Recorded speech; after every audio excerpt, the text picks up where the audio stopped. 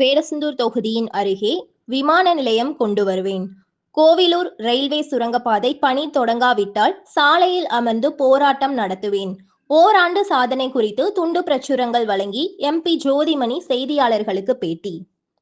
Vedasandur market ரோட்டில் உள்ள காங்கிரஸ் கட்சி அலுவலகத்தில் MP ஜோதிமணி செய்தியாளர்களுக்கு பேட்டியளித்தார்.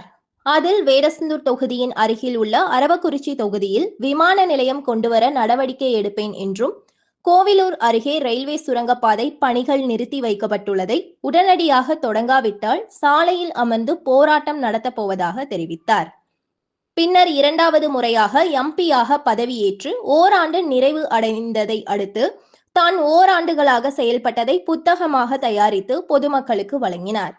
இந்நிகழ்ச்சியில் மாநில பொதுக்குழு உறுப்பினர் காசிபாளையம் சாமிநாதன், வேடசந்தூர் கிழக்கு வட்டார தலைவர் சதீஷ், மேற்கு வட்டார தலைவர் பகவான், நகர தலைவர் ஜாபர் அலி, வடமதுரை வட்டார தலைவர் பாலு, மாநில பொதுக்குழு உறுப்பினர் ரங்கமலை, முரளி கிருஷ்ணன், வட்டார துணைத் தலைவர் தாமஸ், இளைஞர் காங்கிரஸ் காசிபாளையம் கண்ணன் மற்றும் காங்கிரஸ் கட்சி நிர்வாகிகள் ஏராளமானோர் கலந்து கொண்டனர். ஞாயிற்றுக்கிழமை மாலை 6:30 மணி அளவில் கிடைக்கப்பெற்ற தகவல்.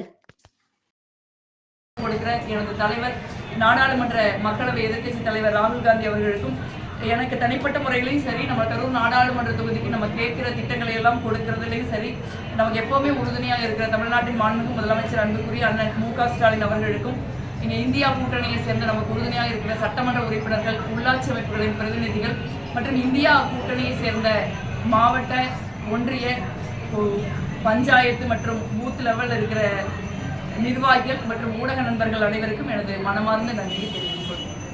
மேடம், இந்த கருக்காம்பட்டி தம்மனம்பட்டி அது நல்ல விஷயம்.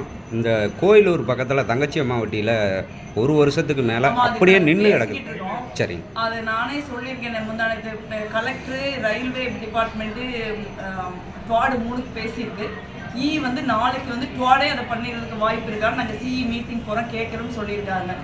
அது வந்து அவங்க ஒரு குறிப்பிட்ட காலக்கெடு அவங்களுக்கு கொடுத்துருக்கேன். நான் அந்த குறிப்பிட்ட காலக்கெடுவுக்குள்ளே அந்த 2 டிபார்ட்மெண்ட்டும், ரயில்வே டிபார்ட்மெண்ட்டும் குடிநீர் வடிகால் வாரியம் அதை செய்யலை அப்படின்னா நானே நேரடியாக அந்த இடத்துல போய் உட்காந்துக்குவேன் அப்படின்னு அவங்களுக்கு சொல்லியிருக்கேன். அதனால் அது விரைவில் செய்யப்படும் சொல்லியிருக்காங்க. ஏன்னா அது எனக்கு ஒரு கவலை இருக்குது.